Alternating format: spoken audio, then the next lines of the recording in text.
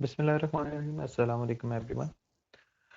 इस उम्मीद के साथ कि आप लोग खैर खैरियत से होंगे और अपना और अपनी फैमिली का बहुत ख्याल रख रहे होंगे। आज का हमारा सेशन जो है वो पिछले लेक्चर से ही कंटिन्यूड है और पिछले लेक्चर को ही हम आगे बढ़ाते हैं और हम रूट लोकस के जो बाकी स्टेप्स रह गए हैं उनके बारे में डिस्कशन करते हैं। अब तक जो आप लोग लेक्चर्स सुन चुके हुए हैं, जो लेक्चर्स जो हैं वो ले चुके हुए हैं, उनमें अगर आपको किसी किस्म की कोई कन्फ्यूजन है, किसी किस्म का कोई क्वेश्चन है, you can always ask. We can arrange some online sessions individually as well as a whole as a class.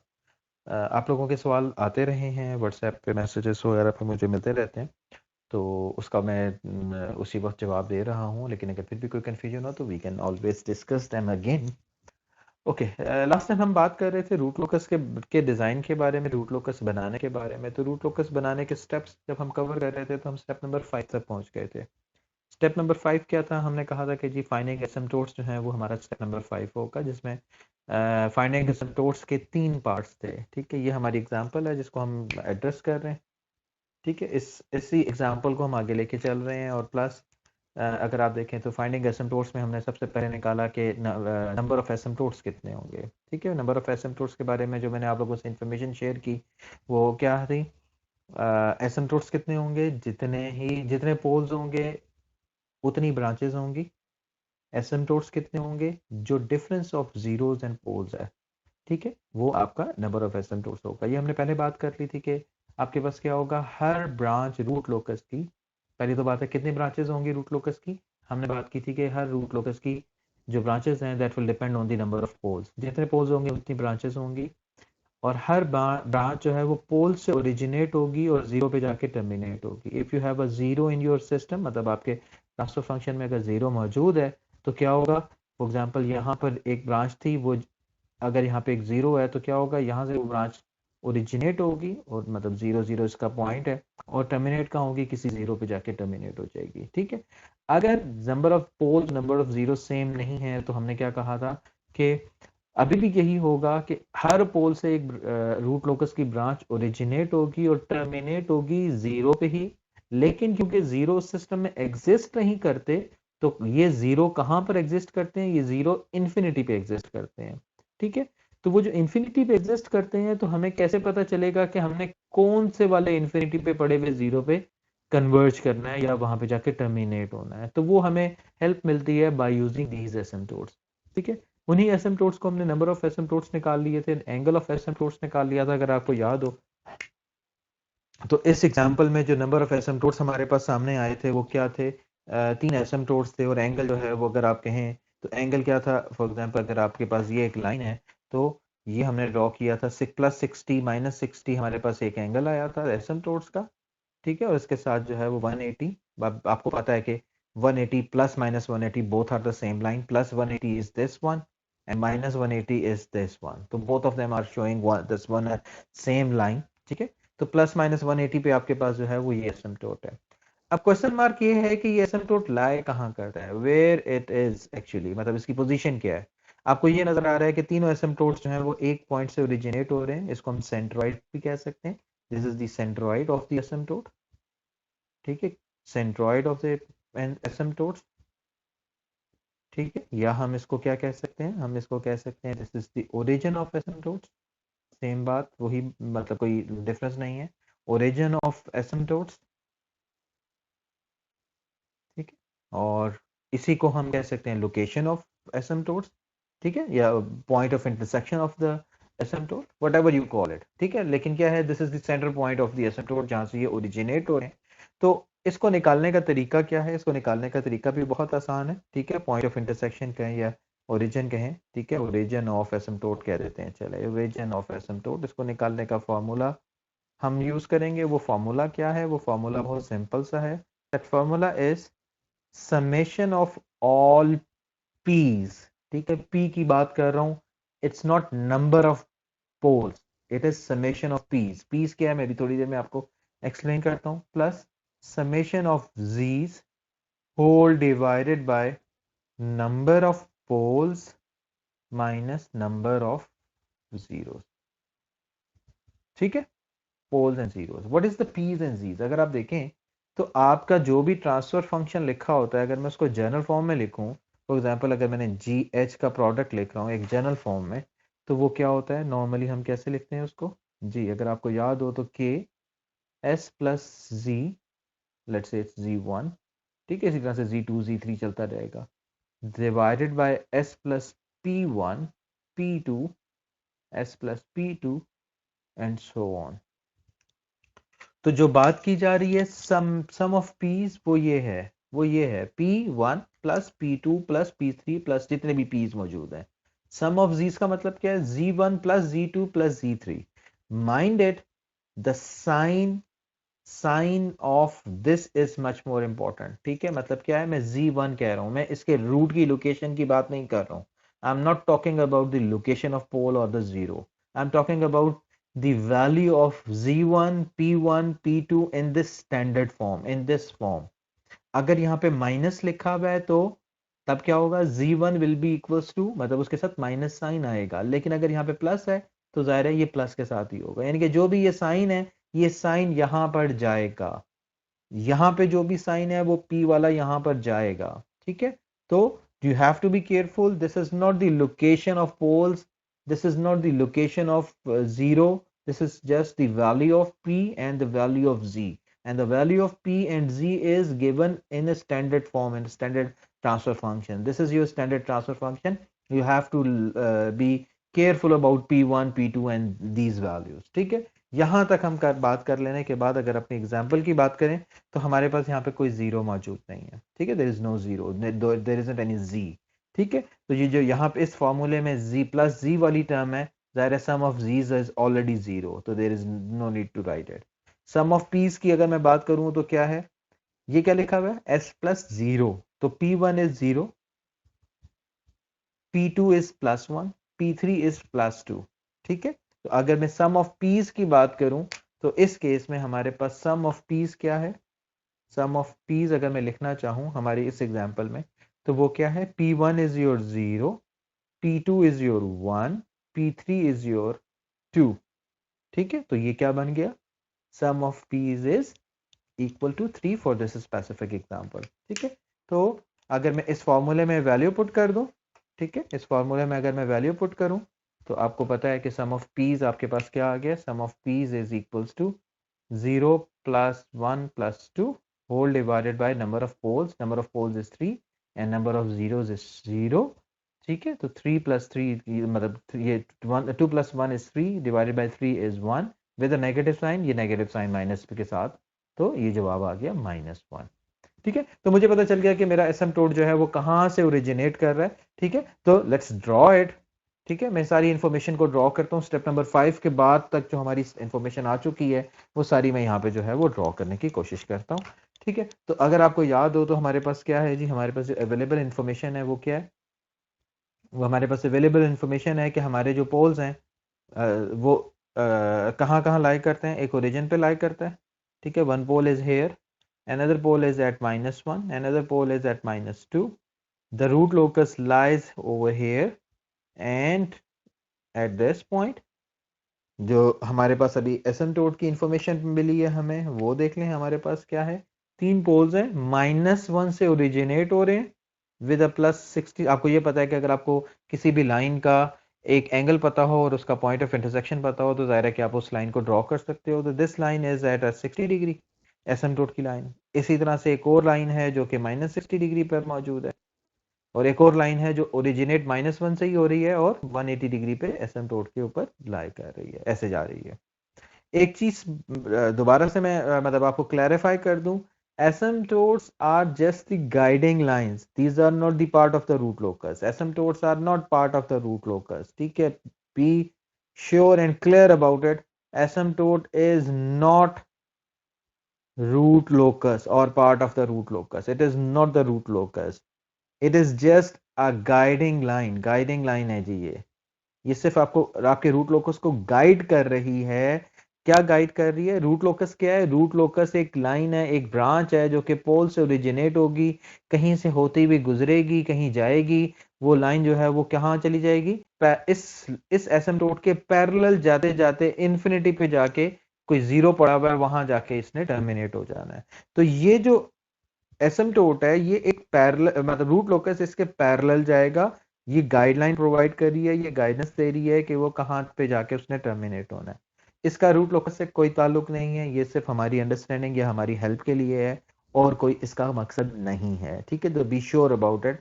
Furthermore root locus will not intersect और कट दिस एसिम्प्टोट। एसिम्प्टोट को वो cut नहीं करेगा, वो उसके parallel रहेगा, साथ जुड़ जाएगा। यानी कि अगर आप मैं इन दो मार्कर्स को साथ जोड़ दूं, अगर ब्लू, ये जो ब्लू वाला मार्कर है ये जो है वो रूट लोकस है और ये एसिम्प्टोट है, तो ये दोनों एक दूसरे के साथ पैरेलल में यूं कंटिन्यू होते हुए इंफिनिटी तक पहुंच जाएंगे, but they will not intersect, there is no intersection like this, ठीक है। So you need to be careful about it. Okay, तो अब हम एसिम्प्टोट्स निकाल चुके हैं, हमें पता चल गया है कि एसिम्प्टोट 3 हैं और उनके जो पॉइंट ऑफ इंटरसेक्शन है वो भी हमें पता चल गया है, हमें उनके एंगल्स भी पता चल गए हैं। तो हमने एसिम्प्टोट या गाइडिंग लाइन जो है वो ड्रॉ कर ली है, ठीक है। अगर हम क्या कहते हैं इसी को आगे कंटिन्यू करें, तो अब हमारा मतलब step number 6 I think, the step number 6 is about what about the break away slash break in point, ठीक है। ब्रेक अवे क्या होता है और ब्रेक इन क्या होता है उसके बारे में बात करते हैं। स्टेप नंबर 6 की बात कर रहा हूँ, break away slash break in. दो लफ्ज यूज कर रहा हूँ या दो टर्म्स यूज कर रहा हूँ, break away and break in, ठीक है। ब्रेक अवे इज, मतलब ब्रेक अवे हो या ब्रेक इन हो, ये एक ऐसा पॉइंट होता है जहां पर मल्टीपल यानी कि दो रूट्स जो हैं वो नॉर्मली को एग्जिस्ट करें। मतलब कोई ऐसा पॉइंट जहां पर दो ब्रांचेस आपस में इंटरसेक्ट कर रही हो, ठीक है। ब्रेक अवे या ब्रेक इन पॉइंट क्या है? वो पॉइंट जहां पर एक से ज्यादा रूट या दो रूट्स एग्जिस्ट कर रहे हो, या इन अदर वर्ड क्या मैं कहना चाह रहा हूं, अगर आप pay attention to to my my my my words, break away यहां से एक ब्रांच आ रही है, ये ब्रांच आगे आ रही है, यहां पर आ रही है, यहां से एक और मतलब इस पोल से एक और ब्रांच निकली, वो यहां पे आई और यहां पर आ गई। तो अब अगर आपको देखो तो इस एक्सिस पे, इस एक्सिस पे एक ब्रांच यहां से आ रही है, एक ब्रांच यहां से आ रही है। अब ये दोनों ब्रांचेस जो हैं वो यहां पर अगर आप देखो तो ये एसिम्प्टोट है, तो इसका मतलब है रूट लोकस ने यूं करके यहां से इंफिनिटी पे जाना है, ठीक है, मतलब इसके पैरेलल होना है। लेकिन ब्रांच कहां से है? ब्रांच तो रियल एक्सिस में मौजूद है, यहां से निकलेंगी, यहां से जाकर कहीं अपने रियल एक्सिस को, अपने एक्स एक्सिस को लीव करेंगी, ब्रेक करेंगी, ठीक है। मतलब एक ब्रांच यहां से निकलेगी और लीव करेगी, एक ब्रांच शायद यहां से निकलेगी और फिर इस तरफ को लीव करेगी, क्योंकि इसने एक ब्रांच ने इसके पैरेलल होना है और एक ब्रांच ने इसके पैरेलल होना है। तो इसका मतलब है ये वाली ब्रांच निकल के यहां चली गई, ये वाली ब्रांच निकल के यहां आ जाएगी पैरेलल होने। लेकिन इसका मतलब क्या है? वो कहीं ना कहीं एक ऐसा पॉइंट होगा जहां पे ये दोनों ब्रांचेस जो हैं वो इंटरसेक्ट कर रही होंगी, कोइंसाइड कर रही होंगी। यानी कि ये वो पॉइंट है जहां पे एक से ज्यादा रूट एग्जिस्ट कर रहा है, क्योंकि इस ब्रांच का भी कोई ना कोई पॉइंट है और इस ब्रांच का भी कोई ना कोई पॉइंट है, तो इस पॉइंट पे दो रूट्स मौजूद हैं। तो उसको हम कहते हैं ब्रेक अवे। ब्रेक अवे इसलिए कह रहे हैं कि यहां पर ये रियल एक्सिस को ब्रेक करके अवे जा रही है, ब्रेकिंग इट अवे, ठीक है। मतलब रियल एक्सिस को लीव कर रही है, यहां से निकल रही है, तो इसलिए हम इसको ब्रेक अवे कह रहे हैं। लेकिन अगर कोई ब्रांच बाहर से आके रियल एक्सिस पे कन्वर्ज हो रही हो किसी एक पॉइंट पर, तो वो ब्रेक इन हो जाएगा। लेकिन इस एग्जांपल में ब्रेक इन नहीं है, ब्रेक अवे है। निकालने का तरीका क्या है? निकालने का बहुत आसान सा तरीका है, और वो तरीका क्या है कि आपके पास जो भी क्या कहते हैं ट्रांसफर फंक्शन लिखा हुआ है, ट्रांसफर फंक्शन अगर आपको याद हो तो आपके पास जी एच प्लस वन जो कैरेक्टरिस्टिक इक्वेशन है, उसको अगर आप जीरो के इक्वल पुट करते हो, ठीक है, और अगर आप क्या कहते हैं जी और एच की फॉर्म में बात करो, तो जाहिर है कि इसका कोई एक न्यूमरेटर होगा और एक इसका कोई डिनोमिनेटर होगा, ठीक है। अगर मैं इसकी बात करूं तो के ओवर बी, ठीक है, ये न्यूमरेटर है और ये डिनोमिनेटर है, प्लस वन, इसको आप जीरो कर सकते हो। यहाँ से बी मल्टीप्लाई कर दोगे तो आपके पास क्या आ जाएगा के a plus b is equal to zero, ठीक है। यहां से आप के की वैल्यू निकाल रहे हैं, ठीक है। You need to find the value of K. Value of K अगर मैं यहां से निकालूं तो वो क्या आ जाएगी? माइनस बी ओवर ए, ठीक है। अगर आप इसको क्या करो, अगर आप मतलब इस के को डिफरेंशिएट कर दो विद रिस्पेक्ट टू एस, ठीक है, if you differentiate it with respect to S, ठीक है, दोनों साइड को आपने डिफरेंशिएट कर दिया डी ओवर डी एस से, और इसको इक्वेटेड विद जीरो, तो अब आपके पास पहले आपने बी ओवर ए को यानी कि जो भी आपका ट्रांसफर फंक्शन है उसको डिफरेंशिएट किया, उसको डिफरेंशिएट कर देने के बाद आपने उसको 0 के इक्वल करके उसके अंदर आपने जो s की वैल्यू निकाल लोगे, ठीक है, s की जो वैल्यू निकलेगी वो आप निकाल लोगे, जितनी भी आएंगी दो, मतलब इस केस में दो नजर आ रही हैं लेकिन लेट्स सी, तो जो भी आपके पास s की वैल्यूज आई हैं वो निकाल लोगे, ठीक है। तो those values of s may be break away point, may be का वर्ड यूज कर रहा हूं, may be break away point, be a कह रहा हूं मैं, ब्रेक अवे पॉइंट, ठीक है। क्यों ब्रेक अवे मे बी, उसके ऊपर एक और हमें कंडीशन चेक करना पड़ेगी, ठीक है। तो let me solve over example first, फिर मैं इसको बताता हूँ कि इस मे बी का क्या मतलब है, ठीक है जी। तो हमारे केस में आपके पास क्या है जी, के की वैल्यू निकालने, हमारा ट्रांसफर फंक्शन या कैरेक्टरिस्टिक इक्वेशन लिखी हुई थी G, K over S into S plus one into S plus two equals to, sorry, plus one equals to zero. इसका एलसीएम लेके सॉल्व करोगे तो के की वैल्यू आ जाएगी आपके पास, K is equal K minus S into S plus one into S plus two is equals to zero, ठीक है। तो के की वैल्यू आपके पास आ गई, के इज इक्वल, ये प्लस है नॉट माइनस, के की वैल्यू आपके पास आ गई, के की वैल्यू आ गई आपके पास माइनस, मल्टीप्लाई कर लें अंदर तो minus S cube plus 3s square plus 2s, ठीक है। इसको डिफ्रेंशिएट कर दें डी ए के ओवर डी एस करके, ठीक है। तो डी के ओवर डी एस, इसको डिफ्रेंशिएट करोगे तो क्या जवाब आएगा, इसका डिफ्रेंशिएट आ जाएगा आपके पास minus as it is common 3s square plus 6s plus 2, ठीक है। इसको अगर आप जीरो पुट करोगे इक्वल्स टू जीरो, तो यहां से आप इसको सॉल्व कर सकते हो, मतलब एक क्वाड्रेटिक इक्वेशन है, इस क्वाड्रेटिक इक्वेशन को जब आप सॉल्व करोगे तो आपके पास s की दो वैल्यूज आ जाएंगी, s की जो दो वैल्यूज आ रही हैं, यानी कि अगर मैं लिखूं यहाँ पर s1 और s2, तो आपके पास जो दो वैल्यूज s की आ रही हैं वो हैं जी माइनस माइनस 0.4226, एक वैल्यू ये आ रही है, और s की जो दूसरी वैल्यू आ रही है वो आ रही है माइनस 1.5774,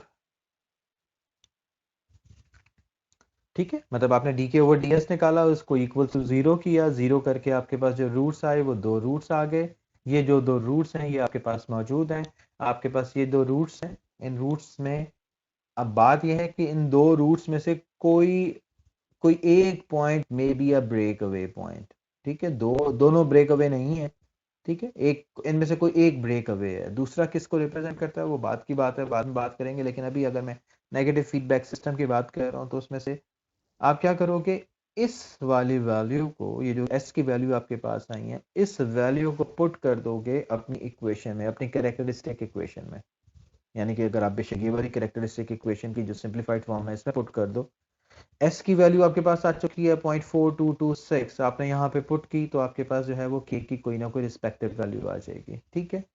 तो मे बी का लफ्ज जो मैंने यूज किया था उसको एक्सप्लेन कर रहा हूं मैं अब आपको, आपने इस s की वैल्यू अपनी कैरेक्टरिस्टिक इक्वेशन में पुट की तो जो k की वैल्यू आई, you need to find the value of k, देखो इसमें s आपको पता चल चुका है, s की वैल्यू आपके पास मौजूद है, यहाँ पे आपने ये जो आपके पास दो वैल्यूज आई हैं, पहले आपने एक s की वैल्यू पुट की तो उससे जो है वो k का कोई जवाब आएगा। अब जो k का जवाब आता है, फॉर एग्जाम्पल अगर मैं ये वाली वैल्यू पुट करता हूँ तो k का जवाब आता है जी 0.3849, पहली वाली वैल्यू पुट करने से, ठीक है। मतलब ये वाली वैल्यू पुट करता हूं तो ये वाला जवाब आता है, के एस की वैल्यू ये वाली पुट करता हूं इसी इक्वेशन में तो के का जवाब आता है -0.3849, सेम जवाब आता है नेगेटिव साइन के साथ, जरूरी नहीं है हर दफा ये ऐसा हो, लेकिन अगर हो रहा है तो ऐसा मतलब है। तो बात अब क्या है, आपके पास दो रूट्स आए थे, ब्रेक अवे पोटेंशियल कैंडिडेट थे कि दोनों में से कोई एक ब्रेक अवे हो सकता है, तो अगले स्टेप में कौन सा वाला ब्रेक अवे है, उन पोटेंशियल कैंडिडेट में आपने चेक किया कि किस वैल्यू को कैरेक्टरिस्टिक इक्वेशन में पुट करके के की वैल्यू पॉजिटिव आती है, ठीक है। जो वैल्यू, आपको ये याद है कि जो के है वो हमारा क्या होता है, वो के की जो रेंज है, तो इसका मतलब है कि जो एस की वैल्यू इंश्योर कर रही है कि आपके पास जो जवाब आ रहा है वो प्लस के है, पॉजिटिव के है, तो that means that is a break away point. तो in our case what is the break away point, जो हमारा ब्रेक अवे पॉइंट बन रहा है वो अगर मैं आप लोगों को बताऊं तो हमारा जो है वो ब्रेक अवे पॉइंट ये वाला है। ठीक है, this is our break away point. ठीक है, अच्छा एक और निशानी भी है या एक और तरीका भी है पोटेंशियल कैंडिडेट्स को चेक करने का। तो अगर आप देखें तो हमारे पास जो पोटेंशियल कैंडिडेट बन सकता है वो क्या हो सकता है, क्या किस तरह से हम इसको देख सकते हैं। अगर आप पे अटेंशन करें, okay let's pay attention to this root locus. आपका एक पोटेंशियल कैंडिडेट था जो एस की वैल्यू आई है -0.4226। -0.4226 exist between the 0 and 1, 0 and -1, इसी के दरमियान में लाई करता है ना, which is part of the root locus. ठीक है, दूसरे पॉइंट को देखो, दूसरा पॉइंट क्या है माइनस, दूसरा पॉइंट देखो तो क्या है जी -1.5774। -1.5774 इज इन बिटवीन -1 एंड -2, -1 और -2 के दरमियान लाई कर रहा है। एंड इफ यू रिमेंबर यहां पे तो रूट लोकस एग्जिस्ट ही नहीं करता था। ठीक है, यू रिमेंबर दैट, हमने चेक किया था कि रियल एक्सेस पे कहां कहां रूट लोकस एग्जिस्ट करता है, तो हमें पता चला था यहां पे तो रूट लोकस है ही नहीं। तो ये वाला पॉइंट ब्रेक अवे हो ही नहीं सकता। क्यों नहीं हो सकता? बिकॉज ये वाला पॉइंट यहां पर एग्जिस्ट ही नहीं करता था, मतलब ये रूट लोकस का हिस्सा ही नहीं था। जबकि ब्रेक अवे पॉइंट या break in point is part of the root locus. तो इट इज अंडरस्टूड कि -0.4226 जो है that is actually over break away point. ठीक है, तो अब इसको अगर मैं देखूं तो मैंने ब्रेक अवे पॉइंट एक ड्रॉ कर लिया है। ये मैं एंगल्स यहां से गायब कर देता हूं क्योंकि अभी मुझे इनकी जरूरत नहीं है, मैंने पहले ही लाइन ड्रॉ कर ली है। तो अभी मुझे क्या पता चल गया कि रूट लोकस यहां से ओरिजिनेट होगा यहां पहुंचेगा, रूट लोकस यहां से ओरिजिनेट होगा यहां पहुंचेगा। ठीक है, उसके बाद ये इसको लीव करेगा एट पॉइंट -4.422 पे। ठीक है, तो यहां से ये लीव कर रहा है, तो this is the break away point. तो मुझे अपने रूट लोकस के बारे में एक और इंफॉर्मेशन मिल गई, एक और पॉइंट मिल गया। ठीक है, तो step number 6 is break away या break in point which shows you कि आपका रूट लोकस जो है वो रियल एक्सेस को किस पॉइंट से लीव करेगा या ब्रेक अवे करेगा। तो हमें ये जो है वो अपना पॉइंट नंबर 6 भी पता चल गया। ठीक हो गया जी, पॉइंट नंबर 6 में हमने ब्रेक अवे और ब्रेक इन निकाल लिया। अब हम आगे चलते हैं जी। दो तरीके बताएं आपको पोटेंशियल कैंडिडेट चेक करने के। एक तरीका तो यह है कि आप उसकी कैरेक्टरिस्टिक इक्वेशन में पुट करके उसको सॉल्व कर लें, तो आपको पता चल जाएगा कि जिसमें के की पॉजिटिव वैल्यू आ जाए तो वो आपका ब्रेक अवे पॉइंट होगा, अगर नेगेटिव वैल्यू आती है तो वो आपका ब्रेक अवे पॉइंट नहीं होगा।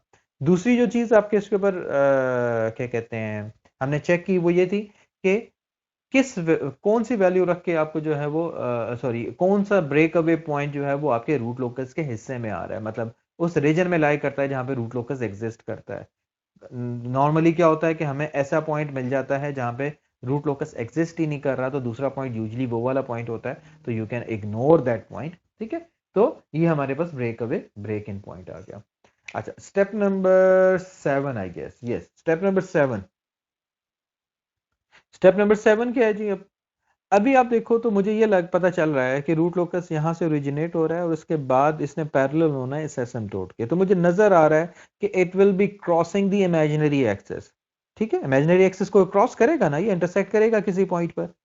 तो मुझे वो पॉइंट निकालना है जहां पर ये इमेजिनरी एक्सिस को क्रॉस कर रहा है, कट कर रहा है। ठीक है, क्रॉसिंग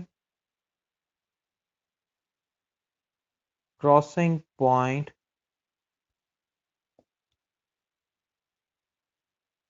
ऑन इमेजिनरी एक्सिस,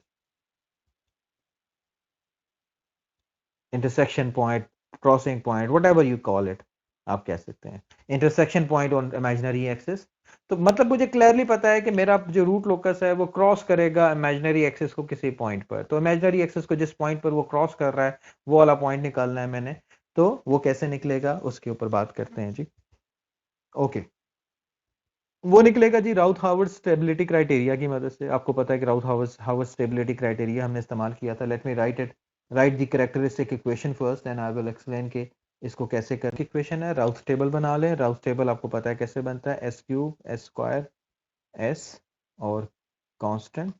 ठीक है, S one and S zero.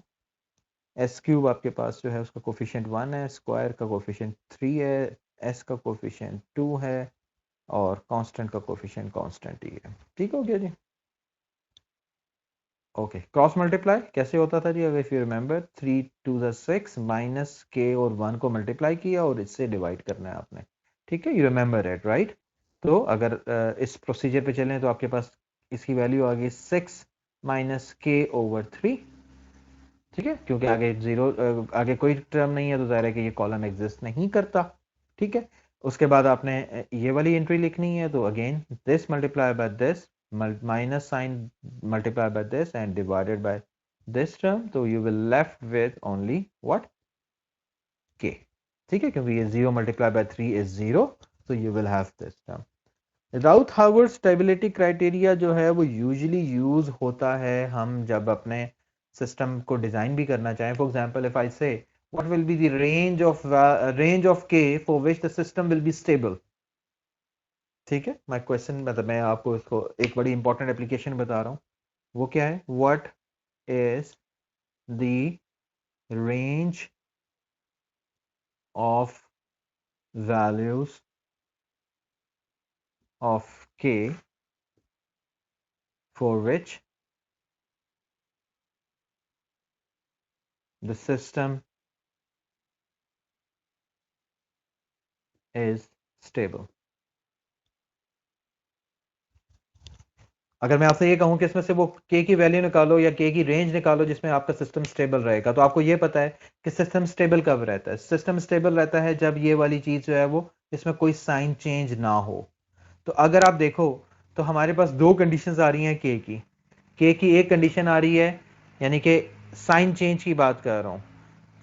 Sign change का मतलब क्या है कि अगर ये यहाँ पे प्लस था, ये भी प्लस है, ये भी प्लस होना चाहिए, ये भी प्लस होना चाहिए, तो तभी आप कहोगे कि सिस्टम स्टेबल है। तो इसका मतलब है कि जब के की वैल्यू ग्रेटर देन और इक्वल्स टू जीरो होगी इस कंडीशन से, ताकि के की वैल्यू जो है वो नेगेटिव ना हो सके, या के की वैल्यू के साथ ये वाली जो ऊपर आपके पास एक कंडीशन लिखी हुई है, यानी कि ये this should also be greater than और इक्वल्स टू जीरो, तो तब आपका ये सिस्टम स्टेबल होगा। ठीक है, क्योंकि अगर ये ग्रेटर देन और इक्वल्स टू जीरो होगी, ये भी ग्रेटर देन और इक्वल्स टू जीरो होगी, तो there will not be any sign change. कोई साइन चेंज तो नहीं हो रहा होगा।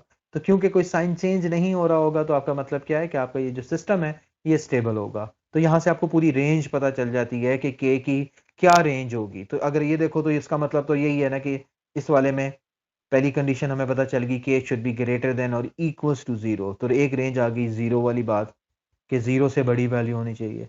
लेकिन उसके बाद दूसरी कंडीशन अगर आप चेक करें तो ये बड़ी इंपॉर्टेंट कंडीशन आपको बता रही है। वो क्या कंडीशन है कि के की वैल्यू माइनस के किसके बराबर आ जाएगी जी? 3 से मल्टीप्लाई करोगे तो डायरेक्ट जीरो हो जाएगा। ये -6 आ गई। दोनों साइड को माइनस से मल्टीप्लाई करो तो क्या होता है? साइन चेंज हो जाता है, रिवर्स हो जाता है जो इक्वालिटी इनइक्वालिटी का साइन है। तो यहां से आपको पता चला है द वैल्यू ऑफ के शुड बी लेस देन और इक्वल्स टू 6। तो यहां से आपको पूरी रेंज पता चल गई कि रेंज क्या है। रेंज इज द के शुड बी व्हाट? के शुड बी ग्रेटर देन और इक्वल्स टू जीरो, ठीक है, बट लेस देन और इक्वल्स टू 6। इस रेंज में आपका जो सिस्टम है वो स्टेबल रहेगा। ठीक है, मतलब मैंने कहां से निकाला? मैं पूरी रेंज बता दी के की by using this राउथ stability criteria. राउथ stability criteria अगर आपको जहन में नहीं है तो मैं थोड़ा सा हाईलाइट कर दूं। राउथ स्टेबिलिटी क्राइटेरिया में हमने क्या कहा था कि जो पहला वाला कॉलम है, दैट पहला वाला जो कॉलम है that should always be what? That should always be positive greater than zero. ठीक है, क्योंकि साइन चेंज नहीं होना चाहिए। अगर आप देखो तो ये प्लस है, ये प्लस है, यहां पर भी प्लस ही होना चाहिए। अगर ये नेगेटिव हो जाएगा तो सिस्टम अनस्टेबल हो जाएगा। ठीक है, सिस्टम जो है वो उसमें एक रूट जो है वो दूसरी साइड पे चला जाएगा। ये भी एक और आपके पास कंडीशन आ गई कि के जो है वो लेस देन जीरो नहीं हो सकता। ठीक है, तो साइन चेंज ना होने को इंश्योर क्या करेगा? वो ये वाली दो कंडीशंस क्योंकि के में आई हैं, के जहां पे मौजूद है तो उसके लिहाज से कंडीशन से मुझे पता चला कि के की वैल्यू कहां से कहां तक हो सकती है, which is allowed value, so that the sign should not change. For example अगर आप के की वैल्यू 7 ले लोगे, तो 7 लोगे तो क्या होगा? 6 माइनस 7 -1 डिवाइडेड बाई 3। तो -1 डिवाइडेड बाई 3 इज 1 -1 बाई 3। तो -1/3 का मतलब क्या हो गया, साइन चेंज हो गया। साइन चेंज होने का मतलब क्या है कि आपका सिस्टम जो है वो अनस्टेबल हो गया, उसमें एक रूट जो है वो राइट हैंड साइड पे चला गया।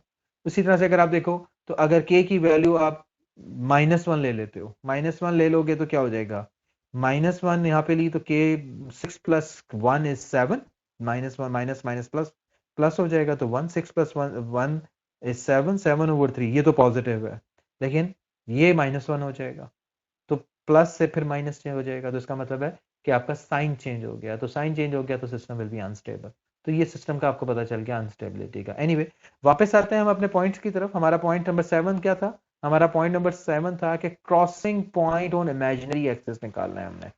तो इसी में क्रॉसिंग पॉइंट मौजूद है। वो क्या है कि जो इक्वालिटी वाली कंडीशन है, इसमें जो इक्वालिटी वाली कंडीशन है वो पॉइंट शो कर रहा है जब आपका जो रूट लोकस है वो कहां पे है, वो इमेजिनरी एक्सिस पे एग्जिस्ट कर रहा है। फॉर एग्जांपल के की वैल्यू 0, के की वैल्यू 0 क्या रिप्रेजेंट कर रही है, के की वैल्यू 0 जो है वो ऐसा पॉइंट, मतलब शुरू का स्टार्टिंग पॉइंट है open loop transfer, open loop pole की लोकेशन को रिप्रेजेंट कर रही है which is already at the origin. ठीक है, तो ये इंटरसेक्टिंग पॉइंट आ गया, but we are not concern about this for this specific step number 7, क्योंकि हमें के की वैल्यू जो है वो 0 से बड़ी वाली चाहिए जब वो पॉइंट इंटरसेक्ट कर रहा है। ये तो ओरिजिनेट हो रहा है, ओरिजिनेट होके तो उसने कहीं जाना है। ठीक है, तो ये हमें ऑलरेडी पता था कि यहां पर के की वैल्यू 0 है। दूसरी वैल्यू अगर इक्वालिटी को अगर आप देखें तो वो इक्वालिटी है k = 6। अब वो k = 6 क्या रिप्रेजेंट कर रहा है, k = 6 एक ऐसा पॉइंट रिप्रेजेंट कर रहा है जो इमेजिनरी एक्सिस पे मौजूद है। अब ये एक्चुअल पॉइंट है क्या, तो अगर आप k = 6 पुट कर दो अपनी किसी भी मतलब या तो कैरेक्टरिस्टिक इक्वेशन में पुट कर दो, इस इक्वेशन में पुट कर दो और यहां से s की वैल्यू निकाल लो। चाहो तो आप अपनी ऑक्सिलरी पोलिनोमियल बना के, मतलब अगर मैं इसकी ऑक्सिलरी पोलिनोमियल बनाऊं इस स्टेप पे, तो ये बन रही है 3s² + k = 0।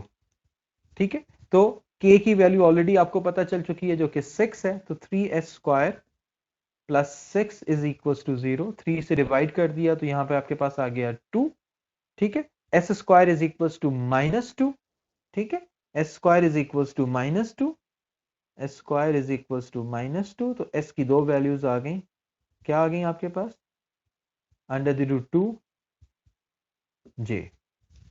ठीक है, प्लस माइनस साइन के साथ।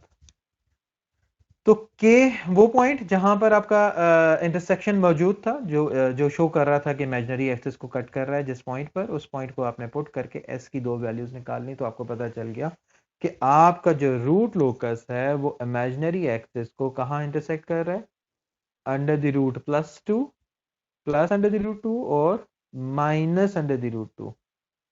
ठीक है, माइनस और प्लस माइनस √2 पे इसका यहाँ पे इंटरसेक्टिंग पॉइंट है। तो अगर आप देखो तो कुछ हद तक आपका रूट लोकस की जो इन्फॉर्मेशन आपको मिल रही है उसमें काफी हद तक रूट लोकस बन चुका हुआ है। जो इन्फॉर्मेशन हमारे पास अवेलेबल है ऑलरेडी, वो इन्फॉर्मेशन क्या है कि रूट लोकस यहां से निकलेगा, यहां से निकला, ओरिजिनेट हुआ, ब्रेक अवे पॉइंट -0.44 पे गया, यहां से ब्रेक अवे होकर अब इसने कहां जाना है, अब इसने जाना है यहां तक, मतलब ये वाला पॉइंट और ये वाला पॉइंट ज्वाइन होना है। अब क्वेश्चन मार्क ये है कि ये वाला पॉइंट और ये वाला पॉइंट ज्वाइन कैसे होंगे। ठीक है, या तो स्ट्रेट लाइन हो सकती है, कर्वी लाइन हो सकती है, कुछ भी हो सकता है। मतलब अगर आप देखो तो रूट लोकस हो सकता है यूं करके जा रहा हो इधर पहुंचने के लिए, स्ट्रेट लाइन से जा रहा हो। ठीक है, मतलब चलो मैं सारे बना देता हूं, यूं भी जा सकता है, यहां से यूं करके भी जा सकता है, यहां से भी जा रहा है। ठीक है, किसी तरह से भी जा रहा होगा। ठीक है, तो हमें चेक करना है कि रूट लोकस का ये वाला पॉइंट यहां तक कैसे इंटरसेक्ट कर रहा है। इसके बाद वाला पॉइंट तो बड़ा क्लियर है, वो क्या है कि जिस तरह से ये आ रहा होगा इसके बाद इसने जाकर आहिस्ता आहिस्ता इस लाइन के पैरेलल होते जाना है। ठीक है, तो ये वाली पॉइंट तो हमें क्लियर है कि इसके बाद क्या होगा। इससे पहले ये वाला और ये वाला पॉइंट को आपस में किस तरह से लिंक करना है, सिर्फ ये वाली एक बात रह जाती है। फिर एक और इंपॉर्टेंट बात, वो क्या है, फोकस है, root locus is always and always mirror image about horizontal axis. ठीक है, मैं यहां पे नोट करवा देता हूं, आपको लिख देता हूं कि root locus is what, important note है हमारे लिए। वो नोट क्या है, root locus is, root locus is mirror image, mirror about horizontal axis. What does it mean? What does it mean? The root locus is mirror image about the horizontal axis. That is to say, अब इस statement के बाद मुझे आसानी हो गई कि जो जिस तरह का रूट लोकस इधर होगा, मुझे सिर्फ इस पोर्शन में रूट लोकस बनाने की जरूरत है, क्योंकि जैसा रूट लोकस इस साइड पर होगा उसी को आपने मिरर इमेज कर देना, उसी तरह का दोबारा इधर नीचे भी बना देना है। दैट इज टू से, अगर रूट लोकस मेरे ऊपर ये वाली लाइन है, इस तरह से मिल रही है, तो नीचे बिल्कुल उसी तरह का मिरर इमेज बन जाएगा और वही एज इट इज मैं क्या कर दूंगा, डुप्लीकेट कर दूंगा, उसी को कॉपी पेस्ट कर दूंगा, उसी को मिरर इमेज जो है वो करके यहाँ पे लिख दूंगा। तो इसका मतलब है कि मुझे सिर्फ इस पॉइंट वो कंसर्न है मेरा, कि इस रीजन में जो रूट लोकस की शक्ल है वो मुझे पता चल जाए। जब मुझे ये पता चल जाएगी तो मैं दूसरी साइड खुद बना लूंगा। ठीक है, तो चलें स्टेप नंबर 8 की तरफ आते हैं। 7 हमने कर लिया, स्टेप नंबर 8, अच्छा सॉरी, अच्छा स्टेप नंबर 7 में एक और तरीका भी हो सकता था। स्टेप नंबर 7 एक और तरीके से भी आप जो है वो अपना पॉइंट निकाल सकते हैं, और वो क्या है, मतलब हमने क्या निकालना था स्टेप नंबर 7 का दूसरा तरीका, second method, point of intersection on the imaginary axis या crossing point of the imaginary axis निकालने का सेकंड मेथड। वो क्या है जी, आपके पास जो भी कैरेक्टरिस्टिक इक्वेशन लिखी हुई थी, if you remember your characteristic equation was S cube plus 3s square plus 2s plus K equals to 0। ठीक है, ये इमेजिनरी एक्सिस हमारे पास लिखा हुआ है, ये कैरेक्टरिस्टिक इक्वेशन लिखी हुई है। क्योंकि जो पॉइंट इस इमेजिनरी एक्सिस पे मौजूद होगा उसमें रियल पार्ट नहीं होगा, क्योंकि वो रियल पार्ट नहीं है, तो इसका मतलब है कि वो जो भी पॉइंट होगा वो उसमें रियल पार्ट नहीं होगा, रियल पार्ट 0 होगा, वो बराबर होगा s is equal to J omega के। ओमेगा मुझे अभी नहीं पता कि क्या है, ओमेगा वो वैल्यू है जो कि इस एक्सिस के ऊपर मतलब मुझे पता चलेगा कि कहां पे मौजूद है, ओमेगा ये वाली वैल्यू है। मैंने क्या किया, मैंने s is equal to J omega assume करके मैंने जो है वो अपनी कैरेक्टरिस्टिक इक्वेशन में इनपुट कर दिया। तो s is equal to J omega मैं क्या करूंगा, इसके अंदर इस कैरेक्टरिस्टिक इक्वेशन में डाल दूंगा। तो अगर मैं इस कैरेक्टरिस्टिक इक्वेशन में s is equal to J omega डालूं तो आपके पास क्या आ जाएगा, ये आ जाएगा जे ओमेगा का whole cube plus 3s square का मतलब 3 J omega square plus 2 J omega, ठीक है, प्लस के इज इक्वल टू 0। यहां पर अगर आप देखें तो क्या लिखा हुआ है, ये लिखा हुआ है जे स्क्वायर इंटू जे क्यूब, जे क्यूब का मतलब यही होगा ना, जे स्क्वायर इंटू जे और ओमेगा क्यूब। ये लिखा हुआ है जी आपके पास 3 जे स्क्वायर ओमेगा स्क्वायर, ये लिखा हुआ है 2 जे ओमेगा, और ये लिखा हुआ है plus K equals to is equals to what, चले equals to, mind it this is a complex number, तो इट इज इक्वल्स टू 0 का मतलब है कि it is 0 plus 0 j, 0 iota, complex भी 0 है और रियल भी 0 है। ठीक है, तो यहां से आप इसको सिंप्लीफाई करें तो आपके पास जे स्क्वायर जो है, J square is equal to -1, तो ये आ जाएगा माइनस जे ओमेगा क्यूब। ठीक है, minus J square is again -1, 3 omega square plus 2 J omega plus के, और ये किसके बराबर है, ये बराबर है आपके 0 प्लस 0 जे के। अब आपको पता है जब कॉम्प्लेक्स नंबर होता है तो रियल पार्ट के इक्वल होता है और इमेजिनरी पार्ट के इक्वल होता है। तो अगर मैं इमेजिनरी पार्ट या कॉम्प्लेक्स पार्ट इसका निकालूं तो that is minus J omega cube plus 2 J omega, ये कॉम्प्लेक्स पार्ट है, ये कॉम्प्लेक्स 0 जे के बराबर है। ठीक है, दिस इज इक्वल टू 0 जे। और रियल पार्ट की अगर मैं बात करूं तो रियल पार्ट में आपके पास है -3 ओमेगा स्क्वायर प्लस के, और ये किसके बराबर है, रियल पार्ट के, रियल 0 के। ठीक है, तो यहां से अगर आप देखें तो आपके पास अगर आप इसको कंपेयर करें रियल पार्ट और इमेजिनरी पार्ट से, तो omega into omega, omega common ले लिया आपने, omega square plus 2 equals to 0। ठीक है, तो आपके पास यहाँ से दो आंसर्स आ गए, omega equals to 0 which is not valid case, हम नहीं चाह रहे ओमेगा इज इक्वल टू 0। वो बेसिकली ये वही वाला पॉइंट है जो कि ओरिजिन पे जो पोल पड़ा हुआ है, it is representing this. Omega is equal to 0 का मतलब क्या है कि we are talking about this point. तो omega is equal to 0, we are not concern about this point, actually we are concern about कि ओमेगा की value जब 0 से बड़ी है तो तब क्या होता है। तो यहाँ से अगर आप देखें तो फिर वो -2 आ गया और अंडर द रूट, तो ओमेगा की वैल्यू क्या आ गई आपके पास, +-2, ठीक है, विद जे, मतलब ज़ाहिर है कि इमेजिनरी एक्सिस है तो वो जे को रिप्रेजेंट कर रहा है, ठीक है। ओमेगा की वैल्यू आपके पास आ गई, ये वाली वैल्यू आप इसके अंदर पुट करेंगे, omega square is 2 -3 into 2 plus के इज इक्वल टू 0, तो यहाँ से अगर आप देखें तो वही वाला जवाब आ गया, के की वैल्यू जो है वो 6 है और ओमेगा की वैल्यू आपके पास +-2 है, ठीक है। तो यही वाली वैल्यू आप यहाँ पे वही निकली जो सेम थी आपके पास। तो दोनों तरीकों में से कोई भी आप तरीका अडॉप्ट करें, it will give you the same answer, ठीक है। अब आपको जो आसान लगता है आप उसको इस्तेमाल कर सकते हैं, दोनों तरीके ठीक हैं, दोनों तरीके एक ही रिजल्ट को डिफाइन करते हैं या दिखाते हैं। तो k इज इक्वल टू 6 और ओमेगा की वैल्यू जो है वो +-√2, जो कि ये पॉइंट्स को शो कर रहा है, ठीक है। स्टेप नंबर 8, इस एग्जांपल को भी मैं खत्म करना चाह रहा हूँ इसी में, ताकि हमारी जो है वो कंटिन्यूटी बरकरार रहे, वरना जो है वो हमें फिर दोबारा से वही चीजें शुरू करना पड़ेंगी। स्टेप नंबर 8 पे आते हैं जी। Step number 8 is simple. Step number 8 क्या है हमारे पास, सिंपल इन द सेंस कि मैं कह रहा हूं कि हमने क्या करना है, हमने ड्रॉ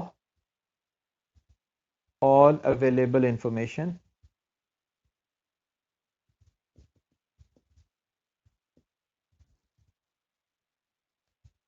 ऑन एस प्लेन।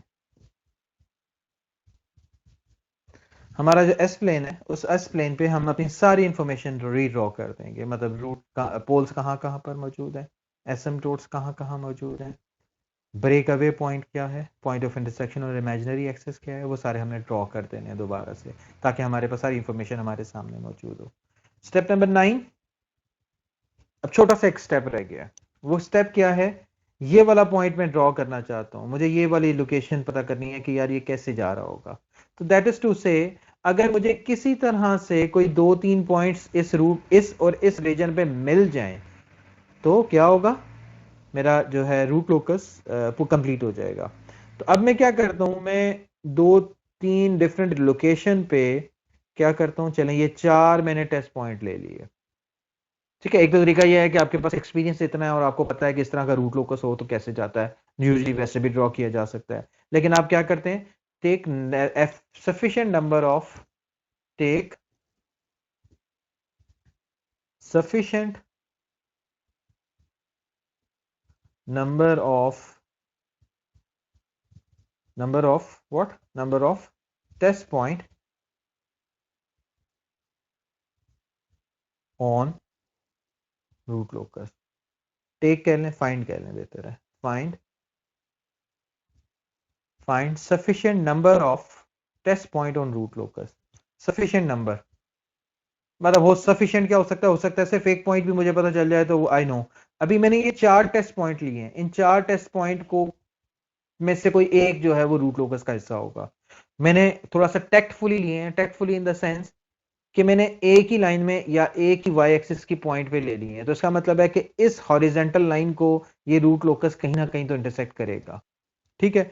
एक तरीका तो ये भी हो सकता है, मतलब there could be many ways, कि जाहिर है कि इस ये वाई एक्सिस के अलोंग एक इक्वेशन, सॉरी हॉरिजेंटल एक्सिस की एक लाइन है, हॉरिजेंटल के पैरेलल एक लाइन है, इस लाइन की इक्वेशन और जो आपकी कैरेक्टरिस्टिक इक्वेशन है उनको सॉल्व करके अगर आप जो है वो क्या कहते हैं उसको साइमल्टेनियसली सॉल्व कर लें तो आपको एग्जैक्ट पॉइंट पता चल जाएगा। एक और ये वाला पॉइंट, ये वाला जो स्टेप है ये आपको किसी टेक्स्ट बुक में नहीं मिलेगा, ठीक है। वन वे इज, एक तरीका ये हो सकता है, क्या तरीका हो सकता है,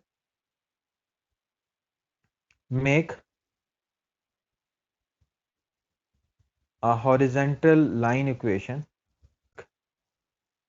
equation of a horizontal line, एक हॉरिजेंटल लाइन की आपने इक्वेशन बनाई, ठीक है, उस इक्वेशन को एंड सॉल्व कैरेक्टरिस्टिक इक्वेशन, क्योंकि जो रूट लोकस है वो कैरेक्टरिस्टिक इक्वेशन से मिलके बन रहा है, कैरेक्टरिस्टिक इक्वेशन को सेटिस्फाई करेगा।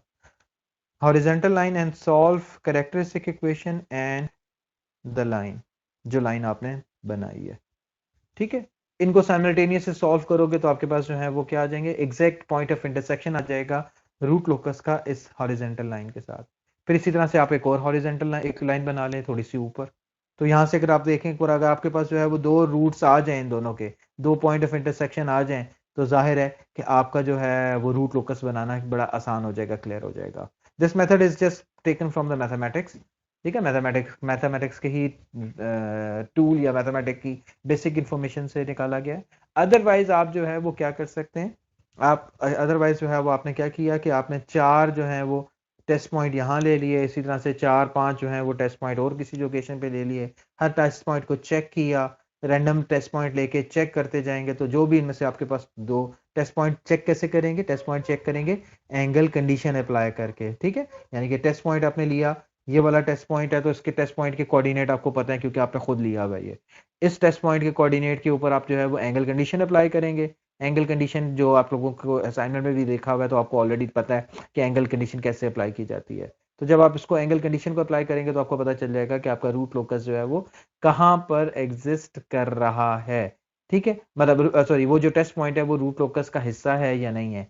कोई भी आपको दो पॉइंट्स पता चल जाए, ठीक है, लेट से आपके जो दो पॉइंट्स हैं वो एक यहाँ पर है और एक यहाँ पर है, जो आपका सक्सेसफुल हुआ है, मतलब जो part of the root locus है। तो now you can easily draw this root locus, ठीक है। तो आप इसको इन पॉइंट्स को ज्वाइन करोगे तो आपका रूट लोकस बन जाएगा।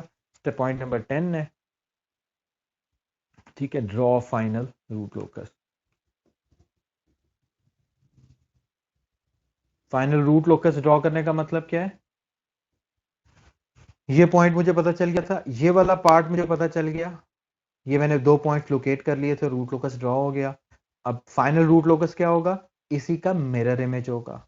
मिरर इमेज का मतलब क्या है कि इसी तरह के जो दो पॉइंट्स हैं वो नेगेटिव साइन के साथ यहाँ एग्जिस्ट करते होंगे, बिल्कुल इसी तरह की लाइन जो है वो आप ड्रॉ करोगे, मतलब बिल्कुल सेम वे में जो ऊपर आपने ड्रॉ की है। तो रूट लोकस आपका ये दो ब्रांचेस होगी। तीसरी ब्रांच कौन सी है, तीसरी ब्रांच अगर आप देखो तो तीसरी ब्रांच ऑलरेडी हमें पहले से ही पता थी। वो क्या थी कि एक ब्रांच यहां से निकलेगी और वो ये रूट लोकस मतलब 180 डिग्री के पैरेलल चलती जाएगी, यही एसिम्प्टोट था। तो यहां से ये एसिम्प्टोट के पैरेलल चलेगी। माइंड इट, ये दोनों एक दूसरे के पैरेलल हैं, दोनों एक दूसरे को इंटरसेक्ट नहीं कर रही, दोनों एक दूसरे के ऊपर आप कह सकते हो लाई कर रही हैं, लेकिन हम जो है वो लाई करने का वर्ड भी यूज नहीं करते, हम कहते हैं कि this is the parallel to this asymptote, asymptotic line, ठीक है। तो इसके पैरेलल जो है वो स्ट्रेट लाइन जा रही है। तो आपके रूट लोकस की तीन ब्रांचेस थी, एक ब्रांच यहां से जाके इन्फिनिटी पे जीरो पे कन्वर्ज हो रही है, एक यहां से कन्वर्ज हो रही है, और एक जो है वो आगे 180 डिग्री पे जाके आगे इन्फिनिटी पे कन्वर्ज हो रही है। तो this is the steps to draw root locus. अभी मैंने सारे स्टेप्स नहीं बताए हैं, अभी ये स्टेप्स कितने हैं, ये स्टेप्स 10 है, ठीक है। अभी एक और हम एग्जांपल सॉल्व करेंगे तो उसमें मजीद कुछ नए स्टेप होंगे, मतलब ज्यादा नहीं, कुछ ही होंगे। तो लेकिन फिर उसके बाद हम इनको दोनों को जो है वो आपस में कंबाइन कर लेंगे to write combined steps for the root locus. तो with this I conclude, thank you. किसी बच्चे ने जो है मुझे पहले 5 स्टेप्स से रिलेटेड जो है वो एक पूरी डिटेल भेज दी थी व्हाट्सएप की, थैंक यू वेरी मच। और अब मैं उसी स्टूडेंट से फिर दोबारा रिक्वेस्ट करूंगा, please send me rest of the steps, combine these rest of the step in that paper, और ताकि एक हमारा कंसोलिडेटेड किस्म की लिस्ट आ जाए, ताकि जब मैं उसको समराइज करूं तो वो सामने मेरे पास मौजूद हो। With this thank you very much, इंशाल्लाह जो है नेक्स्ट लेक्चर में मिलते हैं। अस्सलाम वालेकुम, अल्लाह हाफिज।